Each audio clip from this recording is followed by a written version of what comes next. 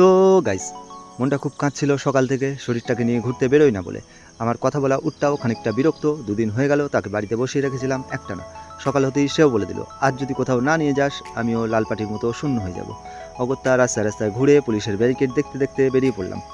গন্তব্য মায়াপুর। নাম শুনে গলে যাবেন না, এখানে মায়া নামের কোনো মেয়ে নেই। যা আছে সেটা মোহ, বিশ্বাস আর ব্যবসা। কিছু কিছু জায়গায় রাস্তার করুণ অবস্থা দেশের নমিনাল জিডিপির থেকেও খারাপ। কর্ণের রথের চাকা বসে যাচ্ছে যুগ যুগ ধরে। যেন তেন প্রকারেণ 120 কিলোমিটার রাস্তা 5 ঘন্টায় অতিক্রম করে মনে হলো বিরাট একটা যুদ্ধ জিতেছি। মায়াপুর পৌঁছে সর্বপ্রথম যে মায়ার ফাঁদে পড়লাম তার নাম অযথা লঞ্চে ওঠার ভিড়। লোকজন যেন কুরুক্ষেত্রের যুদ্ধে অংশ নিয়েছে। তারপর পড়লাম আখের জুসের মায়ায়। দাম নিল 1 গ্লাস 30 টাকা।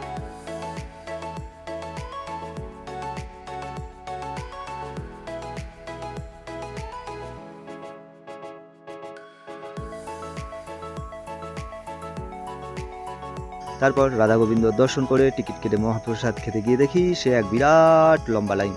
যে লাইনের শুরু নর্থ পোলে আর শেষ আন্টার্কটিকায়।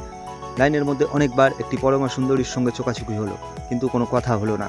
কেননা খাবার সময় শোয়ার কথা, থুড়ি প্রেমের কথা আমার মনে থাকে না। পরম তৃপ্তিতে খিচুড়ি ভাত খেয়ে মনে হলো রাধা মাধবকে দেখতে হোক বা এই প্রসাদ খেতে হোক, বছরে 2-1 বার এখানে আসাই যায়। তারপর আর কিছু নেই। বিকেল করাতে বাইক নিয়ে উঠে পড়লাম লঞ্চে। গঙ্গায় ভাসতে ভাসতে জীবন ভাসিয়ে দিলাম।